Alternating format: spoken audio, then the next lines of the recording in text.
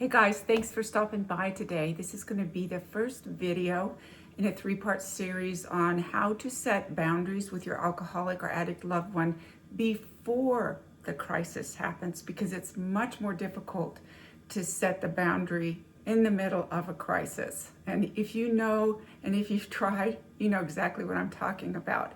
So the first boundary we're going to be talking about today is a physical boundary or a safety boundary. And I'm going to tell you a story about my mom and my dad and how my mom did not set the boundary in advance and what happened that particular day. There was actually a lot of times she didn't set the boundary in advance, but this day was a little bit unique. I was about 18. My dad had come home drinking, which was not unusual, and really drunk that day. And so she was trying to just get him to leave. I'm sure he was causing trouble and aggravating her, annoying her. He could become very physically abusive when he was drunk like that. So she made him leave the house. I'm not sure how she got him out of the house, but she did manage to get him out of the house, and she locked the door.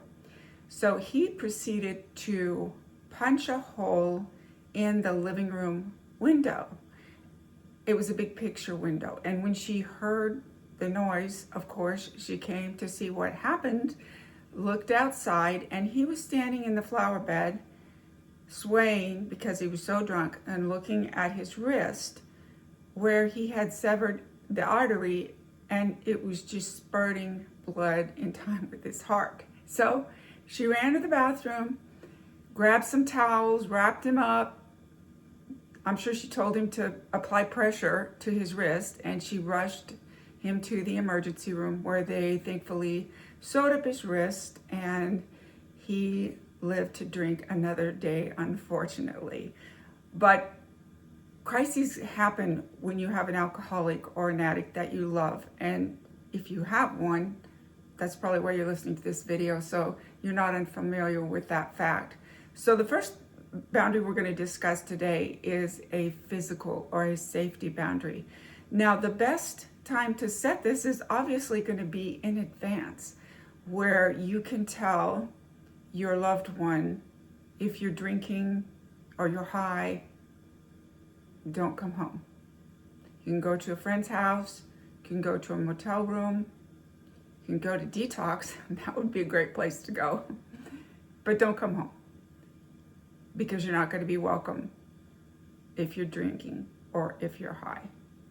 Now, if it gets to be a safety issue, let's say they come home anyway, which sometimes is going to happen, and maybe they're not completely drunk, or maybe they're just a little bit drunk, but nevertheless, they start causing problems, and it becomes an intimidation situation where you feel unsafe or your children are unsafe.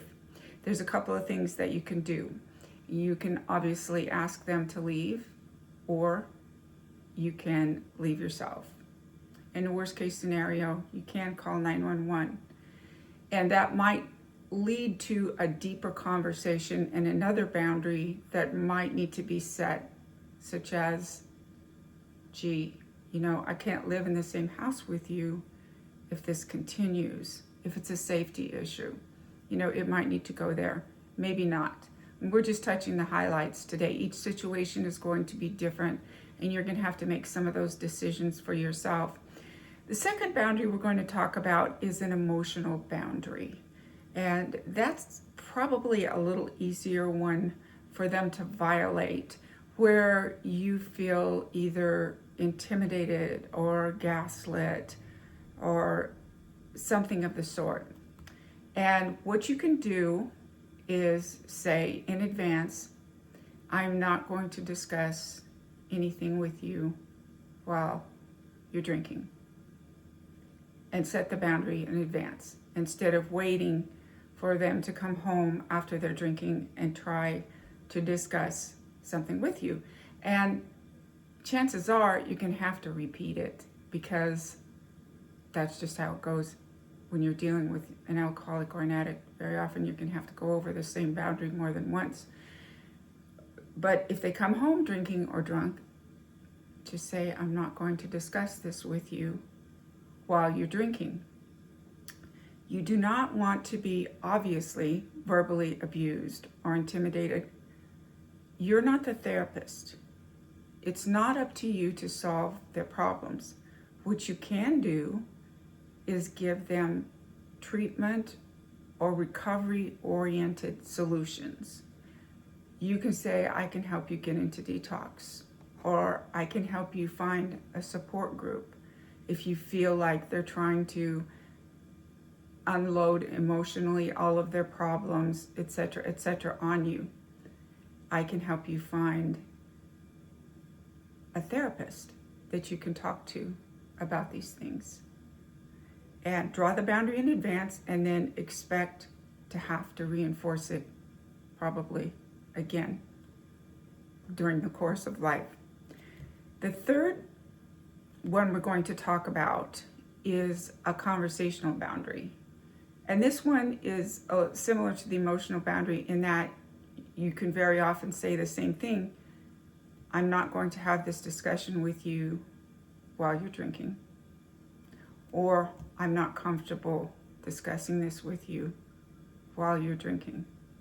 Or you can just say, I'm not comfortable discussing this with you right now. What you want to avoid is getting pulled into the circular argument. And addicts and alcoholics are experts at the circular argument. You know, the one that goes round and round and round, never reaches a resolution. It just keeps going on and on. And one thing I heard in Al-Anon that made a big impression on me is you do not have to attend every argument that you are invited to. Wow, what a revelation that was for me. I won't say I like to argue, but I don't have any trouble arguing because I do like to be right. So I have a tendency to enter an argument to prove my point. And as I gotten older, I've kind of learned that's not really always the best thing to do. Doesn't yield the best results.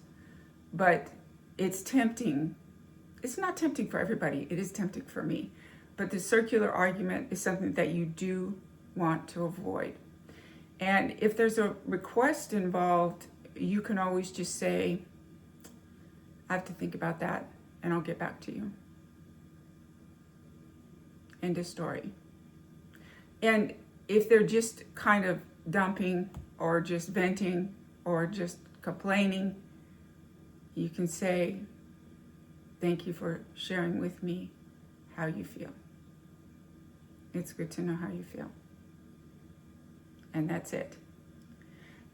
Sometimes the best things that we can do for our alcoholic and addict loved ones is just to begin to interact differently. Because we've become very used to interacting with them in a certain way. And honestly, that can become a familiar pattern for us.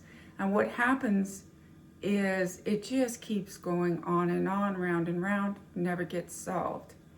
So the best thing we can do for them sometimes is just to learn a healthier way of communicating ourselves.